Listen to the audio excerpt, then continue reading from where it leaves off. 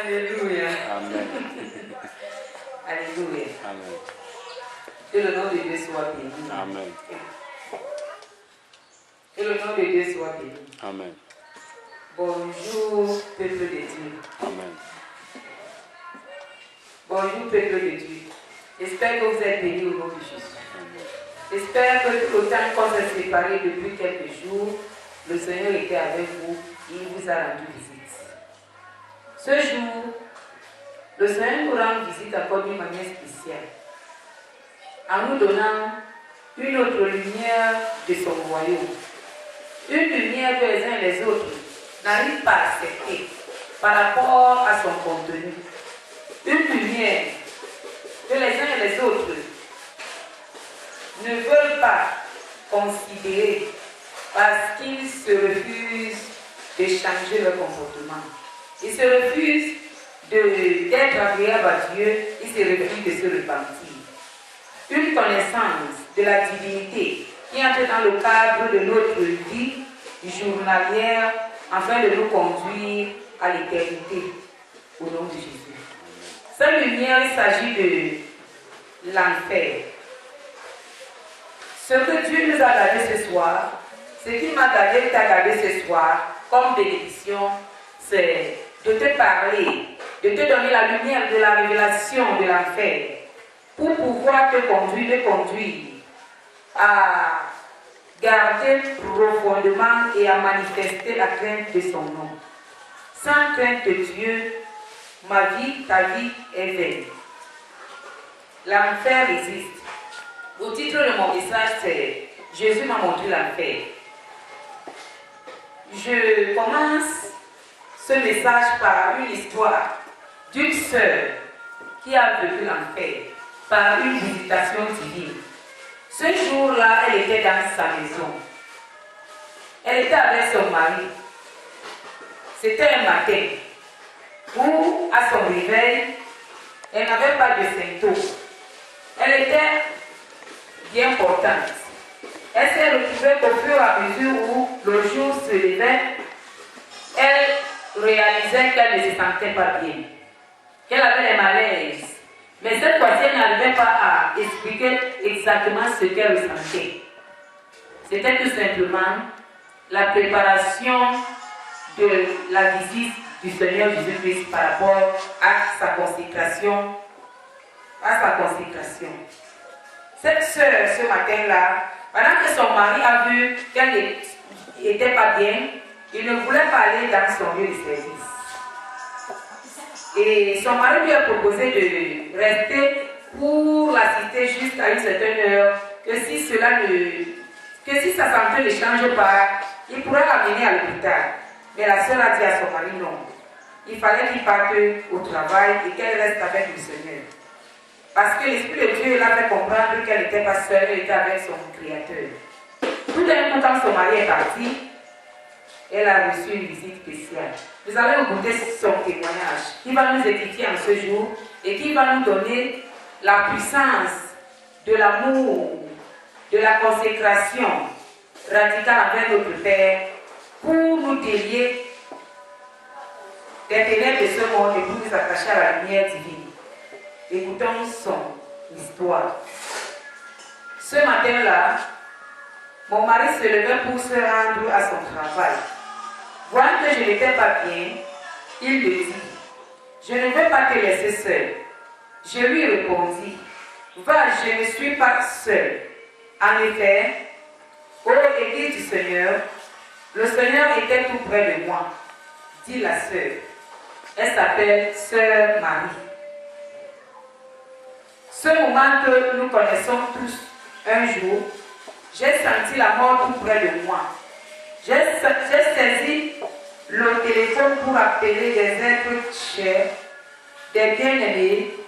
Je commençais par rappeler ma belle-mère pour l'avertir que j'étais en train de mourir. Elle me dit cette réponse. Tu vas recevoir aujourd'hui une bénédiction de la part du Dieu vivant. Ensuite, j'ai appelé un frère de l'assemblée, là où je verrai mon Dieu. Il me fit exactement la même réponse. Puis il ajouta, lève-toi de ton lit et loue le Seigneur. Glorifie leur écrit ta vie. C'était la réponse du frère de l'assemblée qu'il m'a donné ce jour-là, pendant que j'avais fait appel à lui. Je lui répondis que je n'avais plus la force de me lever, mais malgré mon manque de force, j'ai crié au Seigneur en lui disant, Seigneur, tu es ma force, viens-moi en aide. J'essayais quand même de me lever et je me rendis compte que je titubais, que mes jambes ne me portaient plus. J'ai compris que le Seigneur venait me chercher. À ce moment-là, je m'aperçus que ma voix n'était plus audible, mais je continuais à crier au Seigneur dans mon esprit et je lui dis, viens, Seigneur Jésus, tu es réel, viens, Seigneur Jésus. Soudain, ma chambre s'éclaira d'une lumière qui ressemblait à un feu. La présence du Seigneur est une gloire et une bénédiction pour nos vies, nous les humains. J'ai compris alors que cette lumière et ce feu n'étaient pas origines terrestres, mais célestes.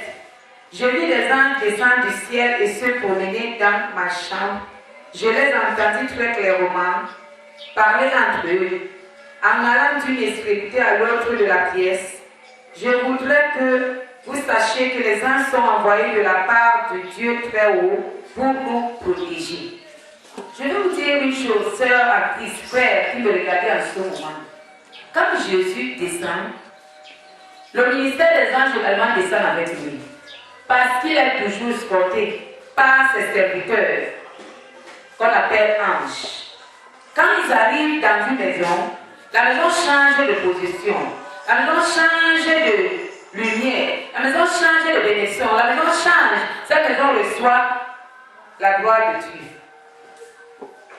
Je continue l'histoire de notre sœur qui a été visitée par notre Seigneur Jésus-Christ pour la gloire de son Seigneur.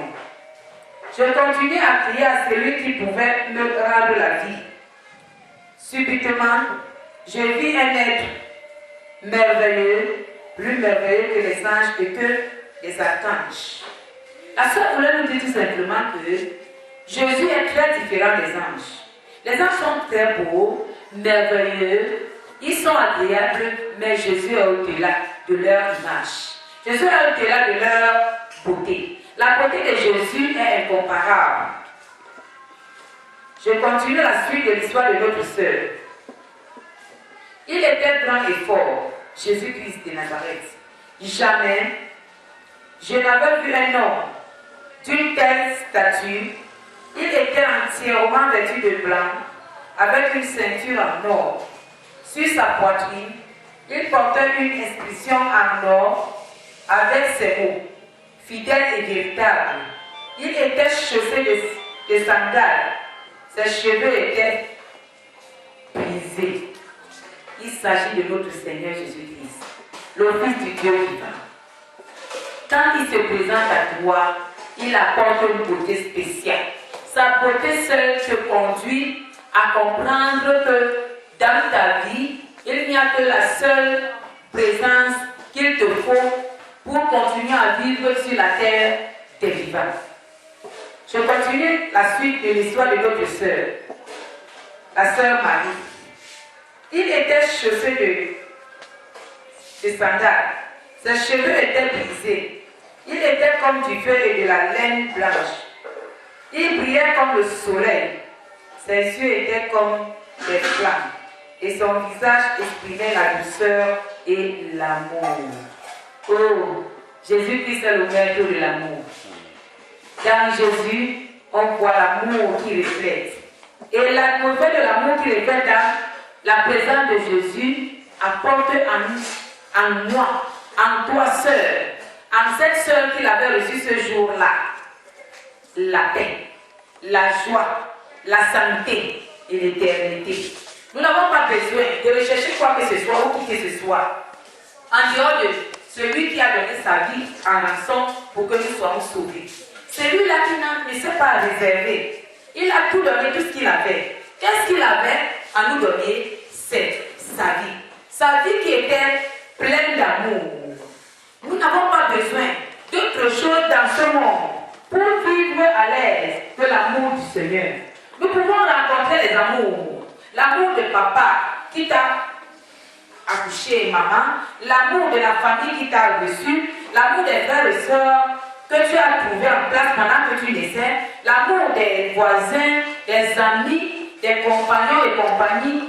Mais il y a un amour spécial qui est incomparable. Cet amour est différent des autres amours. On ne peut pas la iskachal iskeredo irabana askari. Hala iskero shere ima ala dora alaskari.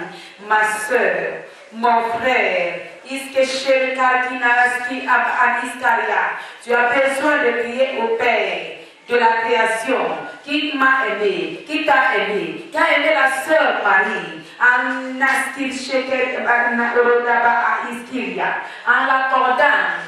m'accordant, nous accordant les faveurs de vivre cette grâce, cette visite spéciale, la visite du Seigneur Jésus-Christ. Les visites des hommes peuvent atteindre ta vie sans que ta vie ne soit changée. Les hommes, les femmes, peu importe leur niveau élevé, peu importe leur richesse, leur grandeur, leur rang social, ils peuvent te rendre visite. Mais si cette visite ne vient pas du Seigneur, tu ne profiteras rien de cette visite. La toute visite qui vient du Seigneur est une visite qui apporte dans ton destin, il faut chérir à la gloire du Seigneur. Mais cette fois-ci, la visite du Seigneur Jésus-Christ est élevée au-dessus de toute autre visite. Chaque homme, chaque femme, peu importe les créatures que tu as besoin de la visite du Seigneur Jésus-Christ. En dehors de cette visite, toute autre visite ne sont que vanité. Nous allons continuer à entendre l'histoire de notre sœur, la sœur Marie, qui a eu la grâce de recevoir chez elle, dans sa vie, notre Seigneur Jésus-Christ. Et cette visite a apporté dans son être la vie. Nous allons continuer à écouter son histoire. Il portait Jésus une inscription en or avec ces mots, fidèle et véritable. Jésus s'est présenté en elle comme fidèle et véritable.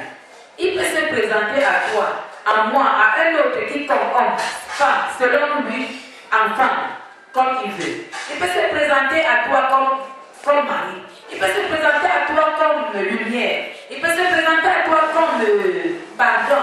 Il peut se présenter à toi comme humble, tout. Il s'est présenté à notre sœur comme fidèle, véritable. Il s'est présenté à moi qui vous parle comme amour. L'amour du Seigneur est incomparable. Je continue l'histoire de notre sœur. Il était chaussé de sandales, Jésus-Christ. Ses cheveux étaient frisés. Il était comme du feu et de la laine blanche. Il brillait comme le soleil. Ses yeux étaient comme des flammes. Et son visage expérimentait la douceur et l'amour. Devant moi se trouvait le roi des rois, le Seigneur des seigneurs. Quelle grâce de recevoir de telles visites dans sa vie. Alléluia. Tout à coup, mon corps se mit à trembler, car devant Dieu, toute la terre tremble. Ma tête glissa hors du lit, dans le vide. D'un pas sûr, je le vis s'approcher de moi. Il prit ma tête dans ses mains et me dit, écoute, je suis Jésus. Quand notre Seigneur te rend visite, dès qu'il apparaît dans ta vie, le lieu où tu te trouves, le lieu où il a préparé pour te rencontrer, il se présente d'abord. Il a dit à notre sœur ce jour-là qu'il est Jésus. Afin que notre sœur reçoive la confirmation de celui qui l'a rendu visite, qui il était. Je continue l'histoire de notre sœur Marie. Jésus m'a montré l'enfer. C'est le titre de mon message par rapport à l'histoire de notre sœur et par rapport à plusieurs histoires que j'ai vécues dans le monde que j'ai rencontré par la grâce de Dieu qui me parle de l'enfer. Pendant que Jésus me parle de cette forme-là, c'est pour que toi également, ma soeur, mon frère, mes enfants qui me regardaient en ce moment, recevez également la connaissance de ce que veut dire l'enfer. Cette révélation qui est cachée pour les uns et que Jésus-Christ a décidé de révéler à toute créature au travers des visions de rêve, des visites de telle forme, comme celle que la sœur Marie a reçue, et d'autres visites selon son programme, parce qu'il fait ce qu'il veut comme il veut quand il veut. Il est Alpha et Omega. Je continue la suite de son histoire. À l'instant même, je tombais à terre comme morte. Lorsque je me réveillais, j'étais à nouveau sur mon lit et Jésus était assis à ma droite. Le corps immobile et les yeux grands ouverts, je regardais les anges et ce Dieu véritable. Il me dit, je suis Jésus qui est mort pour toi. Regarde, ces marques dans mes mains. Elles sont encore là pour toi. Je suis descendu de mon trône de gloire parce que je dois parler avec toi. Alléluia. Quand Jésus arrive à dire à notre sœur Marie que je suis Jésus qui est mort pour toi, il voulait tout simplement te dire, toi qui entends cette histoire, moi qui avais reçu cette histoire et reçu la recommandation de te transmettre cette histoire, que non seulement il est mort pour Marie, il est également mort pour moi, pour toi qui m'écoutes en cet instant, pour vous qui m'écoutez, afin que nous comprenions qu'il y a quelqu'un de merveilleux qui est mort sur la croix un jour pour nous, afin que nous soyons sauvés. Jésus a continué à dire à Marie, regarde ces marques dans mes mains. Les marques que Jésus montrait à Marie par ses mains voulait tout simplement me confirmer, confirmer à Marie comme ce jour-là, il a montré ses marques à son serviteur qui doutait de sa résurrection. Son serviteur qui doutait de sa résurrection, Thomas. Alléluia. Il sait qu'il y a plusieurs Thomas dans le monde. Nous voulons toujours voir avant de croire. Mais la Bible dit que heureux ceux qui croient sans avoir vu. Nous bénissons le Seigneur en ce moment, moi plus particulièrement, de cette grâce qui m'accorde pour pouvoir recevoir ce message, cette histoire, afin de me repartir davantage et de me convertir. Également pour toi, sœur, frère, enfant, cette grâce t'a été donnée pour que tu rentres en toi et que tu cherches ta repentance et ta conversion, afin que la mort de Jésus ne soit pas vraie pour toi. Mais que la mort de Jésus soit une grâce, une bénédiction éternelle pour toi. Jésus a dit à Marie ce jour-là, regarde ces marques dans mes mains. Il était de la même façon qu'il avait dit à Thomas, regarde mes mains, mes pieds. Elles sont encore là pour toi.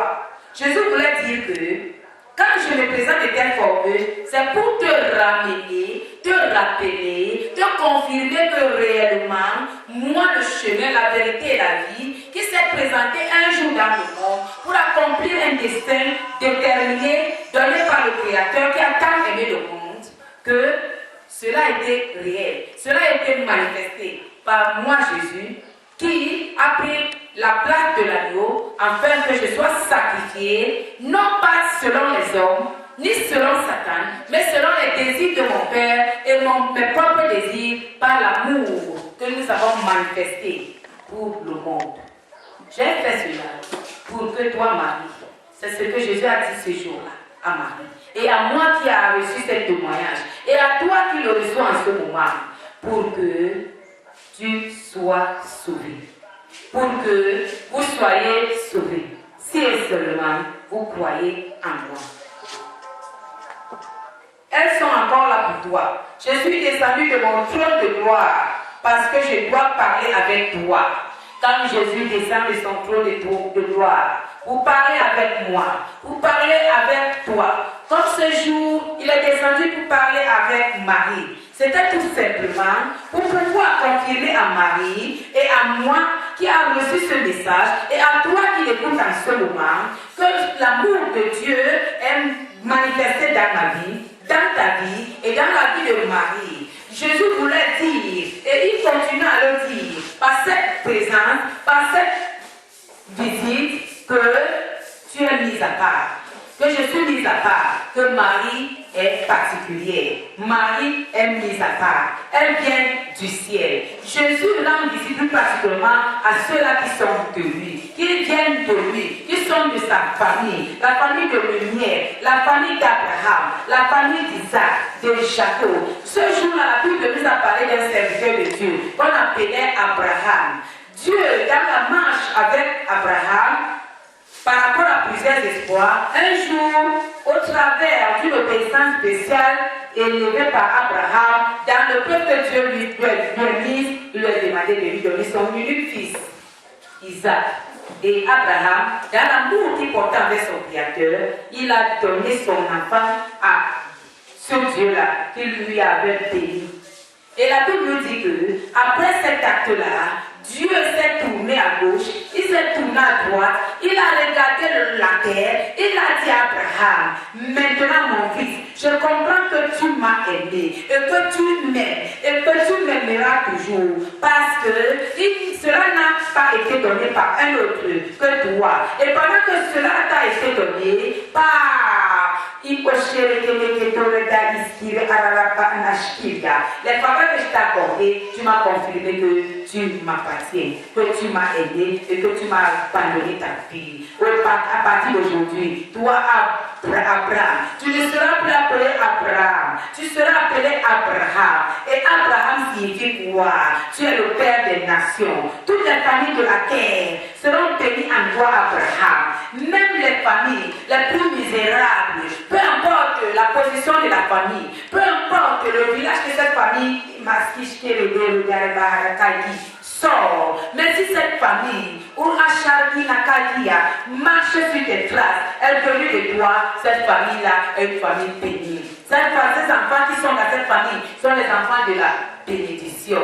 En toi, Abraham, toutes les familles des nations seront bénies. La Bible nous dit que quand Jésus était venu dans le monde, dans son ministère, il a dit, je suis venu dans le monde pour rassembler, pour récupérer, pour ramener les brebis égarées de la maison d'Abraham. Cela veut dire que le travail que Abraham a commencé, Jésus est venu pour continuer cette œuvre-là dans l'amour. Quand Jésus te rend visite, de telles visites, cela veut dire tout simplement que tu viens de la lignée abrahamique, tu viens de la famille d'Abraham, tu viens de cette famille, peu importe le nom de ta famille, le lieu de cette famille se trouve, la famille de bénédiction. Ce jour-là, Marie, elle était une personne à part. Marie, elle est venue dans le monde pour accomplir une mission spéciale par rapport à son histoire.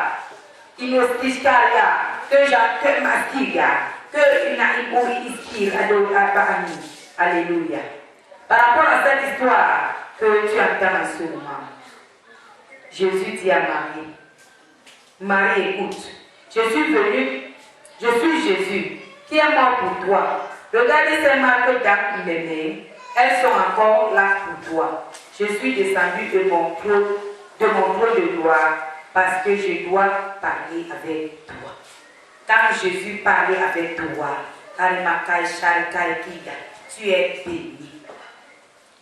La suite de l'histoire. Puis il poursuivit et me dit, il y a beaucoup de choses dans ta vie que tu dois me donner.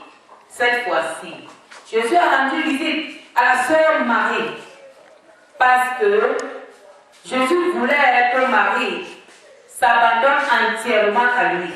Comme en ce jour, il veut que je m'abandonne entièrement à lui, il veut que tu t'abandonnes à lui, il veut que toute partie de ma vie, de ta vie, de notre vie qui ne sont pas encore à lui, que nous lui donnons entièrement ces parties de notre vie pour qu'il soit le maître de notre vie. Comme ce jour-là, il est venu prendre la première place dans la vie de Marie au travers de cette visite. Il me visite en ce jour, il te visite en ce jour par cette histoire qui me conduit à t'annoncer et que tu écoutes en ce moment.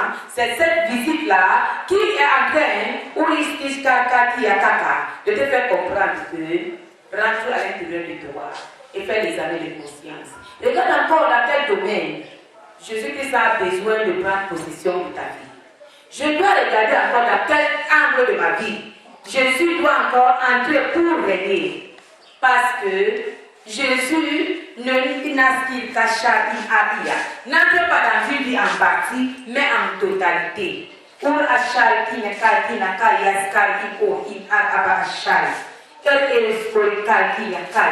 Il a dit à la sœur Marie, je veux que tu me donnes toutes les autres parties de ta vie que je n'ai pas encore entre mes mains, parce que tu n'appartiens pas au monde, tu ne t'appartiens pas toi-même, mais tu m'appartiens. Puisque tu m'appartiens, Marie, je suis venue te rendre une visite spéciale, une visite de lumière, pour te donner la connaissance de ce que tu ne connaissais pas, la révélation de ce que tu n'avais pas avant ma visite. Il y a des parties de ta vie, Marie, que je ne gère pas encore. Il y a des parties de ma vie, de ta vie, Marie, que je ne gère pas encore. Jésus est en train de me dire en ce moment, il est en train de te dire en ce moment qu'il y a des parties de ta vie que tu ne gères pas encore. Il veut prendre possession. Il veut te délier de cette connexion qui te connecte à préserver ces parties pour toi et pour d'autres dieux qui ne sont pas le créateur du ciel et de la terre. Jésus veut qu'il soit l'unique Seigneur de ta vie, qu'il soit l'unique Seigneur de ma vie, comme il a voulu ce jour-là pour Marie. C'est pour cela qu'il a rendu visite à Marie. De quelle visite? Il me rend visite aujourd'hui. Il te rend visite aujourd'hui au travers de cette histoire. Parce qu'il a besoin d'être le maître de ta vie. Alléluia. Il y a beaucoup de choses dans ta vie que tu dois me donner. Oh, Yaskal, Shakal. Pour entrer en profondeur de cette parole que Jésus a sortie de sa bouche pour Marie, pour moi et pour toi qui m'écoutes en ce moment, tu dois retourner dans les 10 commandements de Dieu. Qui se trouvent dans Exode chapitre 20, à partir du premier verset jusqu'au 6e verset. Qui te parle de ce que Dieu veut de moi, de toi, de nous. Et de retourner en arrière, faire ma queue à ce qu'il faut dire. Il faut une pause de ta vie pour pouvoir t'examiner. Pour pouvoir nous examiner, m'examiner, afin de me repentir, afin de te repentir et que nous nous repentons. La suite de cette histoire. Et moi qui croyais lui avoir tout donné, il reprit de nouveau. Marie, ici, notre sœur, croyait tout donner à Jésus parce qu'elle partait à l'église. Elle avait les dons de prophétie. Elle avait les dons de parler en langue. Elle était évangéliste. Marie était pasteur. Marie était une mère. Marie a un homme qui avait reçu Jésus. Marie était une femme qui a accouché ses propres enfants, qui prenait soin de sa maison, prenait soin de son mariage, de ses enfants et des enfants des autres. Au nom de Jésus, Marie payait les dîmes à l'église. Marie donnait les offrandes.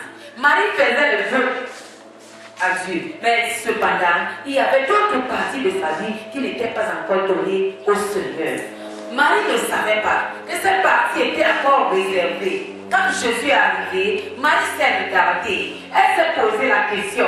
Comme je me suis posé la question le jour où Jésus m'a donné cette histoire, le jour où j'ai été au courant de cette histoire, comme tu dois te poser la question en ce moment, mais quelle partie de ma vie, quelle partie de ma vie n'est pas encore entre les mains du Seigneur? Aïcha Irakaï. Cette fois-ci, il y a des choses que nous néglisons. Arima, nous regardons rapidement l'adultère, nous regardons le meurtre, nous regardons Iskishkaki à la colère, mais il y a beaucoup de choses que nous commettons dans notre vie courante. Même dans notre vie spirituelle et charnelle, que nous n'arrivons pas à prendre en considération, qui sont des grands péchés, qui nous combattent, qui nous ferment les portes de la gloire, qui nous ferment les portes de la liberté, qui nous ferment les portes de bénédiction. Nous sommes nés dans des familles différentes. Et chacun de nous a été élevé de la façon dont ces familles ont préparé pour nous élever. Les habitudes étaient différentes. Et chaque enfant qui naît apporte ses propres habitudes et capte les habitudes de son entourage. Il y a une arme très profonde et puissante qui nous bouleverse et nous renverse constamment sans même le savoir. L'amour charnel. Nous voulons aimer les hommes au-delà de Dieu. Nous voulons manifester cet amour aveuglement. Nous voulons plaire aux hommes sans comprendre que nous ne devons pas plaire aux hommes, mais plutôt plaire à notre Créateur qui nous a tant aimés. Il y a par exemple plusieurs situations qui se présentent autour de nous. Un jour, ta mère peut se présenter au devant de toi pour te raconter une histoire qui concerne la mésentente entre elle et sa coépouse. Puisque c'est ta mère, tu vas tout doucement, tout librement, tout simplement donner raison à ta maman. Alors qu'il fallait écouter les deux cas. Les deux personnes, pour comprendre où se trouve la vérité. Mais comme c'est ta maman qui t'a porté dans le ventre, l'amour charnel est là, il aura directement, tu donnes raison à ta maman. Parfois, ta maman n'a pas raison. Parfois, c'est la coépouse qui a raison. Il a Iskaria. Nous devons sortir de cet angle-là. Nous devons comprendre que nous avons accepté Jésus, nous devons garder notre silence devant les situations. Nous devons réfléchir, nous devons rechercher la vérité avant de parler de quoi que ce soit. Parce qu'au travers de nos paroles, nous péchons beaucoup. Il y a des situations qu'on nous présente et ces situations-là, subitement dans la précipitation, nous nous mettons à parler. Nous mettons à commenter. Nous condamnons les frères et les sœurs. Et la Bible nous dit que si tu condamnes ton frère, tu as condamné Jésus. Il y a des moments où nous condamnons Jésus sans comprendre que nous avons condamné Jésus à cause de l'amour charnel, à cause de la dispersion de notre état en tant qu'homme charnel. Mais ce matin, Jésus a besoin que même cet angle de ta vie, cet angle de ma vie, qu'il soit à lui. Nous entrons dans le taxi, nous trouvons les hommes qui chacun vient de son quartier, de sa maison. Nous n'avons pas les mêmes problèmes, nous ne nous connaissons pas. Pendant qu'ils se mettent à suggérer les problèmes, on est entré dans cette causerie, dans cette discussion, on ne connaît ni le départ ni l'arrivée. Pendant que nous sommes dans cette discussion-là, nous nous retrouvons en train de pécher. Nous péchons, nous multiplions le péché au travers de nos paroles. Mais la Bible dit que nous serons jugés au travers des paroles de nos bouches. Alléluia. Nous serons jugés au travers des paroles de nos bouches. Et toute parole que nous proférons de nos bouches, prend vie dans notre vie, prend vie dans notre destin, prend vie dans notre corps. Oui, toute parole qui sort de nos bouches. Si la parole est négative, il y a la négativité qui rentre à l'intérieur de nous, dans notre vie. Si la parole est positive, nous recevons la positivité, nous recevons la bénédiction. Nous péchons beaucoup au travers de notre bouche. Il y a des familles, les familles qui reçoivent les jeunes filles comme l'épouse de leur frère. À un moment donné, avant que les frères épousent cette jeune fille-là, ils condamnent, ils jugent, ils rejettent, même sans avoir vu les jeunes filles, celles prétendant de leur frère. La même chose pour les maris. Les garçons, c'est la même chose. Quand la famille de la fille, les copines, les soeurs, frères, peu importe, mère, père, sans voir, sans rechercher il sort de quelle famille, comment il vit, il se trouve où, il fait quoi, on condamne d'abord, on juge d'abord. Le Seigneur nous appelle en ce moment pour nous faire comprendre que nous ne sommes pas venus dans le monde pour juger, ni pour condamner, ni pour rejeter, mais nous sommes venus dans le monde pour travailler, pour récolter la semence de notre travail qui doit être à la fin de notre vie, la vie éternelle. Pour que cette semence soit ainsi, nous devons prendre précaution de nous-mêmes. Nous devons prendre soin de nous-mêmes. Nous devons être prudents de tout ce que nous faisons, afin que nos actions, nos réactions, nos paroles ne soient pas les épines pour notre entrée dans le royaume céleste. Alléluia.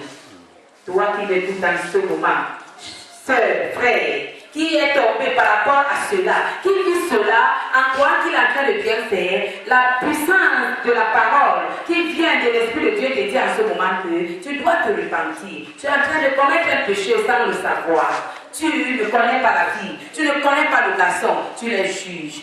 Tu es le juge, tu n'es pas Dieu. Dieu te dit de te repentir. Il y a également ce domaine-là. Jésus peut te dire que j'ai déjà reçu ta vie, mais en petite partie. Je veux que tu m'abandonnes toute ta vie. Mais il y a également cet angle de la vie-là. Alléluia. Il y a également l'hypocrisie que nous élevons constamment. Quand tu marches avec des amis, tu marches avec les cousines, les cousins, frères et sœurs, les co-épouses, les tantes, les oncles, ça ne va pas. Ça ne va pas. Pendant que ça ne va pas entre vous, par rapport aux problèmes de famille qui se vit à gauche à droite dans les familles, dans le monde, au Cameroun, quand on se voit, on s'embrasse, on sourit, alors que le cœur est différent de ce que nous faisons. On attend être hypocrite comment? Ça, c'est la pure hypocrisie. Cette hypocrisie ne peut nous apporter que la destruction. Si ça ne va pas, dirige-toi vers la tante, dirige-toi vers l'oncle, dirige-toi vers ton frère, ta soeur, ta co-épouse, tes cousins. Dirige-toi, va résoudre le problème qui ne marche pas entre vous. Et si celui-là ou celle-là ne veut pas recevoir de ta paix, la Bible nous dit que tu rentres avec ta paix. Quand tu en as déjà fait, tu sais déjà la place que tu dois occuper. Tu sais déjà que celui-là n'est pas ton ami, il est ton ennemi. Maintenant, à cette position-là, comment tu vivras? Tu dois maintenant rentrer dans la parole de Dieu pour voir et recevoir les connaissances de la révélation que Jésus-Christ nous a donnée par rapport à vivre avec les ennemis. Oui, il y a une façon de vivre avec les ennemis. On ne vit pas avec les ennemis comme on peut vivre avec les amis. Quand nous élevons ce genre de vie-là, de réaction-là, nous sommes en train de pécher. Nous n'avons pas encore donné tout cet angle de notre vie à Jésus. Jésus peut te rendre visite comme il a rendu visite Marie. Comme il m'a rendu visite, pour te dire qu'il y a les parties de ta vie que tu ne m'as pas encore données, je suis venu les recevoir. Je suis venu que tu me les donnes. Si réellement tu sais que je suis ton sauveur, ton libérateur et ton Seigneur. Alléluia. Alléluia. Béni soit le Seigneur. Nous avons besoin de comprendre comment se passe, comment nous devons vivre pour pouvoir être agréables au Seigneur. Marie s'est posé la question, mais mon Seigneur, je fais tout ce qu'il faut que je fasse. Je parle à l'église, je parle de toi, j'amène les âmes à toi. Mais tu viens maintenant pour me dire que il y a encore les autres parties de ma vie que je ne t'ai pas encore données. Qu'est-ce qui ne va pas? Jésus ce matin est en train de te dire qu'il y a les angles les plus petites que toi tu crois que c'est inutile, qui sont un problème pour toi par rapport à lui Jésus. Qui te connecte à Jésus. Il veut que tu aies la connexion directe, la connexion totale avec lui, en t'abandonnant totalement dans les grands détails et les petits détails de ta vie à lui, qu'il soit le maître qu'il est.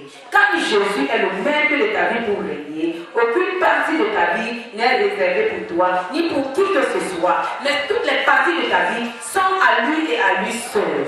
Ma soeur, mon frère, mes enfants, Jésus nous appelle encore à la repentance. Comme il a rendu visite ce jour-là, Marie, au travers de cette grande vision, pour lui faire comprendre que l'enfer existe. Jésus m'a montré l'enfer. L'enfer existe. Cela veut dire que si je ne me repens pas, tu ne te repens pas. Si Marie existe, ne se repent pas, après ma mort, après sa mort, après ta mort, tu iras en enfer. La suite de cette histoire. Et moi qui croyais lui à avoir tout donné, il reprit de nouveau. Il y a en toi la paresse et la colère. Alléluia. Il y a des moments où nous élevons la paresse, sans le savoir, sans comprendre que c'est quelque chose de spécial, c'est une arme que nous impactons encore dans notre vie. Quand il s'agit de prier, tu vas te dire que je vais prier à 15h, 15h je vais prier à 17h. Tu ne fais que l'envoyer. Mais il y a un adage qui dit que celui qui remet à lui tout malheur à chemin. Ça, c'est un autre péché. Ça, c'est une partie également de ta vie, de ma vie, que nous devons encore donner à Jésus. Nous devons faire tous les efforts que le Saint-Esprit de Dieu, par son soutien, nous débarrasse de toutes les puissances de la paresse et de la colère. Il y a certains d'entre nous, quand quelqu'un te dit un seul mot, tu te fâches. À ton réveil le matin, tu es toujours en train d'être en colère. Tu as besoin de combattre la colère et de lutter dans ta vie parce que la colère va te conduire à la perdition. Jésus continue à dire à Marie, comme il te le dit en ce moment, au travers de ce message que je t'adresse de sa part. Et toutes ces choses font beaucoup de mal à mon peuple. Alléluia. Il y a des caractères en toi qui dispersent le peuple de Dieu. Quand Jésus dit le peuple de Dieu, n'attends pas seulement ceux qui sont à ton église. Le peuple de Dieu peut également être les voisins du quartier. Tu ne connais pas quel dessein Jésus a planifié pour sa vie. Le peuple de Dieu peut également être dans ta famille, peut également être dans ton lieu de service. Des caractères qui ne glorifient pas le nom du Seigneur vont renvoyer, vont paralyser, vont détourner les enfants de Dieu, le peuple de Dieu, du chemin de Dieu. La Bible nous dit que un jour notre Seigneur Jésus nous a dit, quand il a dit aux apôtres, il était en train de nous dire que nous devons être ses imitateurs. Pour l'imiter, nous devons faire exactement ce qu'il nous demande de faire. Nous devons pratiquer la parole de Dieu, lettre par lettre, mot par mot. La Bible nous dit qu'une seule parole, un seul mot que nous allons rejeter, nous serons jugés par rapport à cela. Jésus continue à dire à notre sœur Marie, ce n'est pas 25% de votre vie qu'il faut me donner. Alléluia. Jésus ne veut pas que tu lui donnes 25% de ta vie, 50% de ta vie. Il ne veut pas que tu lui donnes 99% de ta vie, mais Jésus veut que tu lui donnes 100% de ta vie. Il veut que nous lui donnons les 100% de notre vie. Mais 100%, si vous voulez entrer dans le royaume des cieux, vous devez être saint. Quand il s'agit de la sainteté, il n'y a pas de parti pris. La Bible nous dit que notre Père céleste est saint. En lui, il n'y a point d'impurité. Nous devons rechercher la sanctification. Nous devons rechercher la purification dans tous les angles de notre vie. Même dans le domaine social, domaine familial, dans tous les domaines de notre vie, nous devons rechercher la sainteté, la pureté. Nous devons rechercher la liberté. Parce qu'il y a plusieurs d'entre nous qui ne sont pas libres. Nous marchons étant esclaves et nous nous disons libres. Nous marchons étant emprisonnés et nous nous disons libres. Pourquoi? Parce qu'on ne comprend pas de quel angle nous sommes emprisonnés. Nous sommes emprisonnés. Il y a plusieurs angles que nous sommes emprisonnés. Ne garde plus ta soeur dans ton cœur. Ne garde plus ton frère dans ton cœur.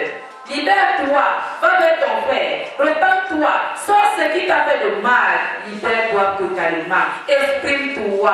Il y a plusieurs hommes, enfants, femmes, hommes, petits même et grands, qui n'arrivent pas à s'exprimer parce qu'ils veulent plaire aux uns aux autres. Ils veulent plaire à la créature, mais Dieu veut que nous plaisons à lui seul, notre Créateur.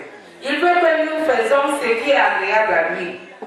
Jésus continue à dire à Marie, notre sœur, et à nous, vous devez être saints, car celui qui vous a appelé est saint.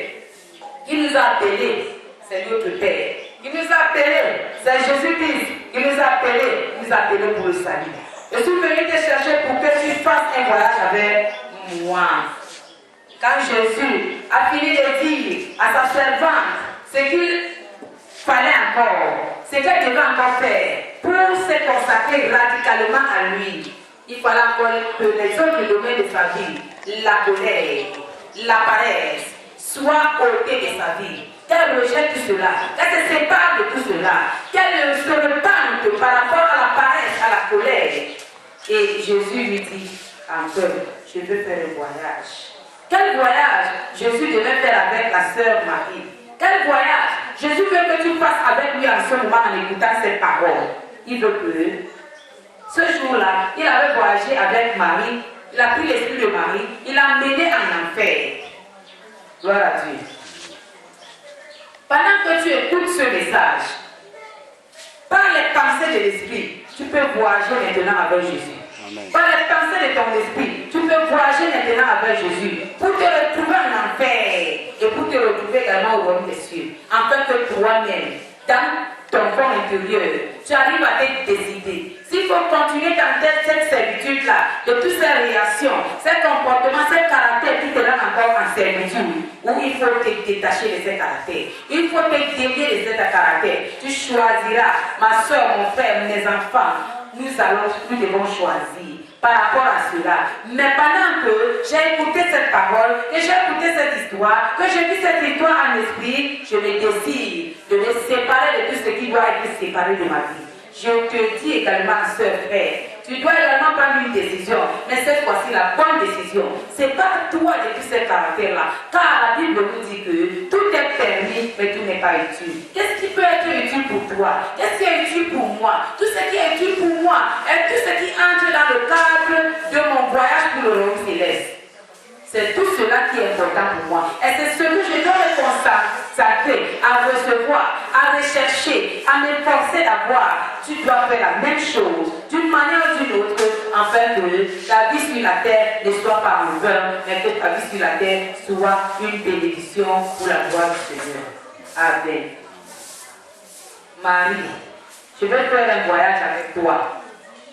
J'ai décidé du haut des cieux de venir en ce moment parce que je t'avais préparé depuis le commencement. Et je devais voyager avec toi pour te montrer d'autres lieux où tu n'as jamais mis pied. Mais cette fois-ci, moi-même Jésus-Christ, qui est tout, je peux me présenter comme je veux. Je n'ai pas besoin de prendre le visa pour pouvoir me déplacer d'un lieu à un autre. Je n'ai pas besoin de payer les tickets de bus autres, mais tout pouvoir m'a été donné. Je me déplace comme je veux, je me déplace quand je veux. Rien ne peut me stopper mon déplacement. Même quand tu es au milieu des loups, je peux venir te rechercher pour te diriger, pour voyager avec toi, parce que rien ne m'est impossible. Je suis le Tout-Puissant. Alléluia. Marie, je viens te chercher pour voyager avec toi. Je dois voyager avec toi, Marie. Et Marie se tourne pour dire, demander au Seigneur. Je lui demandais, Seigneur, il s'agit-il des voyages missionnaires que je dois faire? Marie croyait dans les pensées humaines. Elle devait aller en Amérique comme tout autre. Qui, quand la révélation lui sort du Saint-Esprit, tu dois voyager. Il ne pense pas d'abord aller dans son village. Il veut d'abord aller aux États-Unis, en Angleterre, à Paris. Alléluia. Mais cette fois-ci, le voyage que Jésus est venu chercher Marie, c'était un voyage au-delà des États-Unis. Le voyage de l'Esprit. Alléluia. Et Jésus répondit à Marie, non. Jésus dit à Marie, non. Il ne s'agit pas d'un voyage missionnaire. Il ne s'agit pas d'un voyage comme tu penses, mais il s'agit d'un voyage spécial. Puis il prit les mains et me soulève. L'action de Jésus maintenant pour se déplacer avec Marie, il a pris les mains de Marie et il a soulevé Marie. C'était merveilleux de voir cet être souverain et puissant me parler comme à un frère ou à un ami. En toute simplicité, oh, gloire à l'Éternel. Jésus parlait à une pécheresse en toute simplicité. Jésus n'a pas dit que je suis le roi des rois. Je suis la divinité céleste. Je ne peux pas te parler. Je ne peux pas me présenter dans ta maison. Parce que dans ta maison, il n'y a pas de marbre. Dans ta maison, il n'y a pas l'or, il n'y a pas l'argent. Jésus n'a pas regardé tout cela. Mais l'amour de Jésus dépasse tout ce que les hommes peuvent penser, imaginer, glorieux. Alléluia. Il me conduisit jusqu'à la fenêtre de ma chambre qui surplombe toute la ville de murs. À ce moment-là, je regardais Jésus et je vis que son visage était assombri. Il commença à pleurer et me dit, on prêche beaucoup ma parole, mais on ne l'écoute point. Le péché de cette ville est monté devant mon Père. Et de nouveau, il me répéta cette même phrase. On prêche beaucoup ma parole, mais on ne l'écoute point. Cette parole, qui est la parole de Jésus, est prêchée dans tout le monde entier. Mais Jésus, cette fois-ci, a compris que sa parole n'est pas reçue par les hommes créés à son image. Sa parole n'est pas appréciée. Jésus s'est mis à pleurer. Le visage de Jésus s'est assombri et il s'est mis à pleurer parce qu'il avait encore la vertu dans son cœur.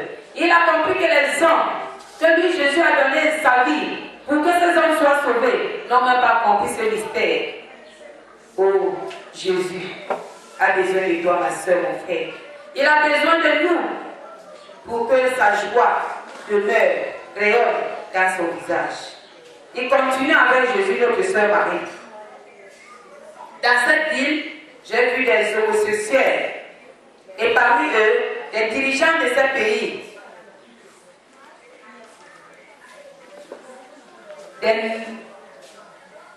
Des homosexuels parmi les dirigeants de ce pays.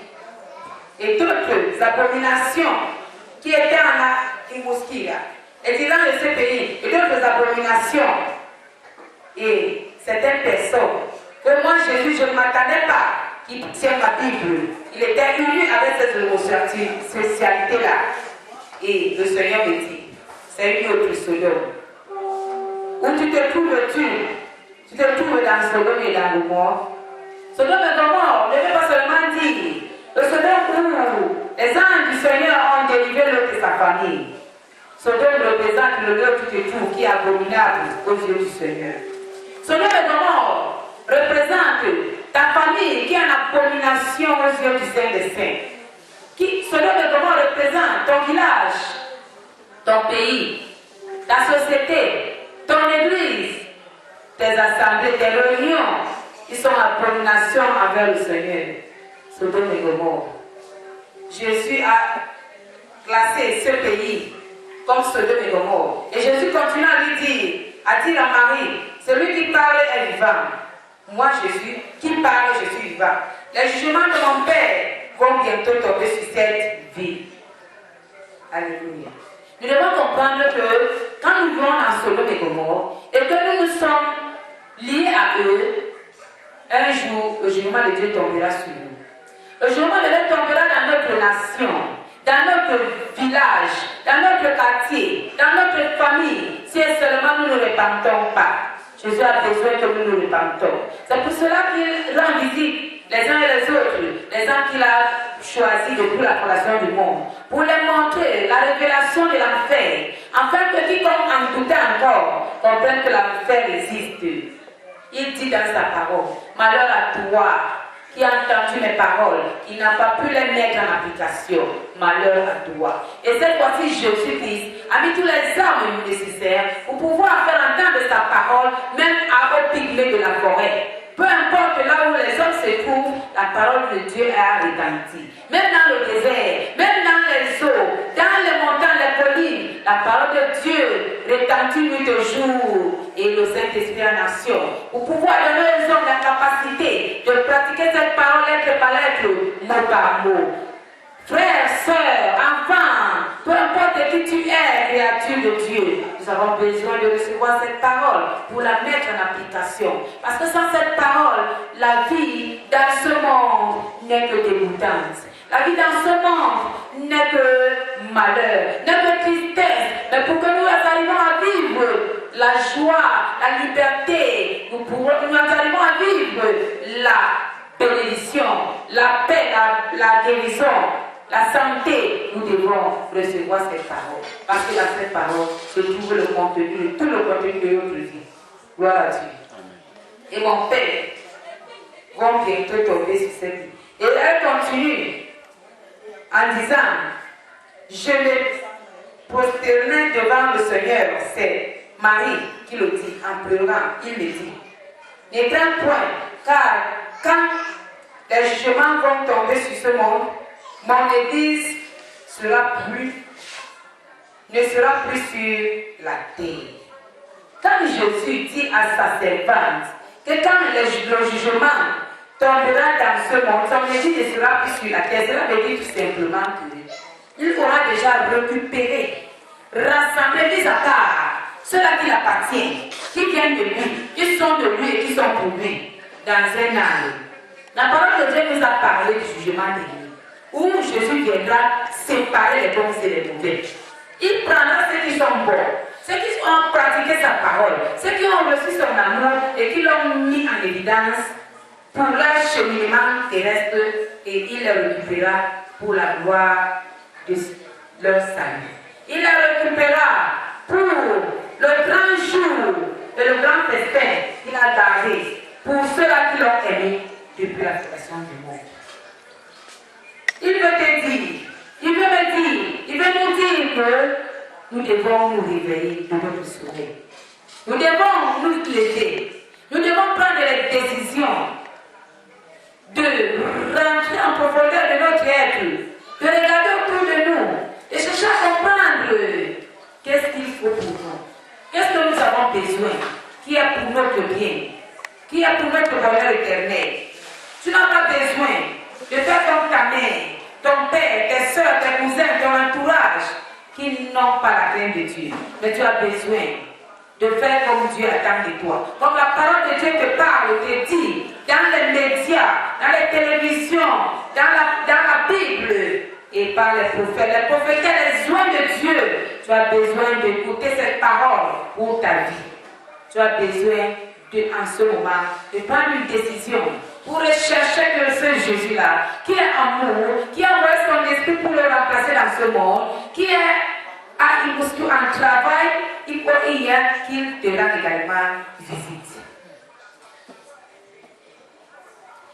Et elle continue en disant, Marie, notre sœur, ensuite le Seigneur me reconduisit à mon lit. Il me cita le nom d'un frère de l'assemblée et me demanda de l'appeler. Jésus cite le nom d'un frère de l'assemblée là où Marie vénérait le Seigneur. Et Jésus a demandé à Marie d'appeler ce frère-là. C'est ainsi que Jésus rend souvent visite aux frères, aux sœurs, qu'on considère dans les assemblées, parce qu'il veut les transmettre des messages. Et cette fois-ci, puisque la sœur, le frère, n'a pas de titre dans l'assemblée, la révélation qu'elle peut apporter là, on ne peut que le jeter. Il est important pour nous, leaders, de demander à Dieu de nous donner l'esprit de discernement. De laisser l'esprit de Dieu prendre possession non seulement de nous, de tout ce qui peut se dire, de tout ce qui peut se faire dans nos assemblées, que le maître soit le Saint-Esprit, afin qu'il n'y ait pas de peur, qu'il n'y ait pas de trouble. Il y a des moments où c'est l'esprit de Dieu qui nous parle. On ne connaît quand c'est l'esprit de Dieu, on ne connaît quand c'est l'homme, on mélange tout et on s'en fout continue le chemin. Quand c'est l'esprit de Dieu qui envoie un message, et que toi, homme, tu t'aides pour combattre ce message, peu importe la personne que l'esprit de Dieu a choisi pour passer par lui, pour transmettre un message, même si c'est un fou et que tu portes ce message, tu as les comptes à rendre à l'éternel. Tu as les comptes à rendre à celui-là qui s'est sacrifié, qui a consacré sa vie, l'agneau immolé. Ce jour-là, nous avons besoin de chercher purement la sainteté. Dans la sainteté, Dieu sera toujours avec nous. Dans la pureté, Dieu sera toujours avec nous. Nous avons besoin d'élever nos efforts, de les multiplier au centuple, pour que pendant que nous marchons avec lui, pour accomplir le dessein par lequel il nous a envoyé faire, peu importe ton titre dans une église, peu importe ton titre dans une assemblée, même dans une famille, tout le monde, Jésus attend de nous la repentance. Il attend de nous la conversion. Il a prévu pour tout le monde son esprit. Mais c'est les hommes qui se refusent de recevoir ce que Jésus nous a donné. La Bible nous dit que Dieu a tant aimé le monde. La Bible ne nous dit pas que Dieu a tant aimé une partie du monde, mais il a tant aimé tout le monde. Il a aimé même les marabouts, il a aimé les féticheurs, il a aimé les médiums, il a aimé tout le monde entier. Que tu sois bon ou méchant, Jésus t'a aimé. Cela veut dire que il a prévu pour toi et pour nous tous tout ce qui est nécessaire pour notre salut. C'est à nous maintenant de décider. C'est à nous maintenant de faire le choix. Quelle direction prendrons-nous? Quelle position nous garderons-nous? Mais quant à Jésus, au travers de son esprit qui vit aujourd'hui, qui est en nation aujourd'hui, il nous a tout donné les armes nécessaires. Son amour est une arme qui est au-delà de toute autre arme. Alléluia. Ensuite, le Seigneur me conduisit à mon lit. Il me cita le nom d'un frère de l'Assemblée. Il a cité à Manuel le nom d'un frère de l'Assemblée. Il est important pour toi, frère, sœur, homme de Dieu, pasteur, apôtre, bishop, disciple, peu importe ton rang social, ton rang spirituel, d'être humble. Quand on est humble, on profite beaucoup. Quand on est humble, on reçoit beaucoup. Mais quand on est orgueilleux, quand on est hautain, on rejette beaucoup de bénédictions. La Bible nous dit que Jésus était doux. La douceur de Jésus attirait les hommes. Nous devons manifester cet angle de caractère de Jésus pour que nous soyons agréables, l'image de Jésus. Et quand Jésus envoya Marie appeler le frère qui était dans son assemblée, la parole continue à nous dire, l'histoire continue à nous dire que me demanda de l'appeler pour lui dire que mon esprit allait subir de mon corps. Mon esprit allait sortir de mon corps. Et qu'elle devait ni en parler aux autorités, ni me conduire dans un hôpital ou dans une entreprise de pompe funèbre. Il devait aussi demander à mon mari de faire confiance au Seigneur, car il est la résurrection et la vie. Le Seigneur reprit la parole et le dit: moi qui donne la vie, je prends ton esprit, mais tu reviendras et tu diras à mon peuple qu'il doit me faire pleinement confiance. Celui qui croit en moi vivra, quand même il serait mort. Et quiconque vit et croit en moi ne mourra jamais. Jean chapitre 11, verset 25 à 26. Alléluia. Jésus a appelé le frère là parce qu'il a compris que s'il passe ce message, cette recommandation au frère, c'est lui seul qui pourrait donner la recommandation dans les attitudes. Et pour faire ce voyage avec la sœur, Jésus n'a pas préféré l'amener avec son corps charnel. Il a laissé son corps charnel en place. Il s'est déplacé avec l'esprit de la sœur. Il a donné l'esprit de la sœur de son corps pour faire un voyage d'esprit pour se diriger en enfer, afin que la sœur reçoive les révélations cachées là-bas pour les ramener dans notre monde, afin de les exposer au peuple de Dieu pour leur repentance sincère. Pour aujourd'hui, je vais m'arrêter là. Ma soeur, mon frère, tu as besoin, nous avons besoin de cet amour, encore et encore, pour être sauvé. Quand je dis pour être sauvé, Jésus a fait son action de mourir pour nous sauver. Nous devons faire notre part. Notre part, c'est quoi? C'est de comprendre que nous ne sommes rien. Peu importe les bénédictions charnelles que le Seigneur nous a données, cela ne fait pas partie de notre entrée dans le royaume céleste. Pour que nous entrons dans le royaume de Dieu, nous devons être conformes à la parole de Dieu. Pour être conformes à la parole de Dieu, nous devons premièrement prendre une décision sincère, de comprendre dans notre vie que nous avons été déçus par la vie. Nous avons été déçus par tout ce que nous croyons qui pouvait nous apporter le bonheur. Et nous devons comprendre que notre bonheur ne peut venir de Jésus.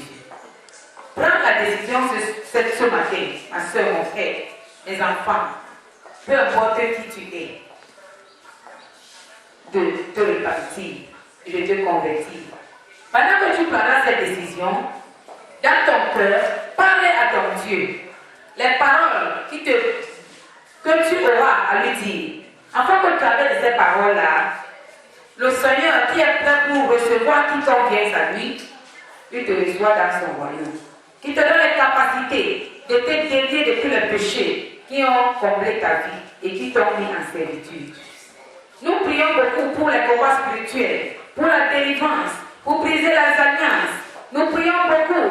Nous cherchons les joints de Dieu, les plus puissants, selon nous, selon nos attentes, pour les chercher et les solutions à nos problèmes.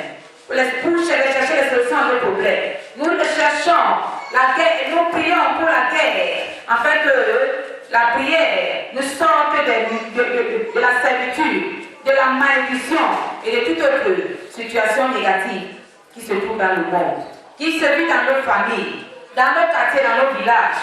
Et nous oublions une chose, que parmi tout ce que nous faisons, par rapport à tout ce que nous faisons, nous avons besoin nous-mêmes de comprendre que tout ce qui est premièrement important pour nous, c'est notre repentance, c'est notre conversion. C'est la base de notre succès dans ce monde. C'est la base de notre départ dans ce monde. Et c'est le triomphe de notre victoire devant les dominations, devant les autorités, devant les principautés, devant les esprits méchants et devant les malédictions, peu importe le nombre et l'appellation de ces malédictions.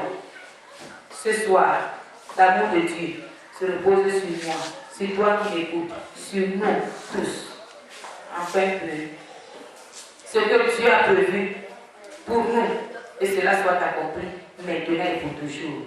Amen.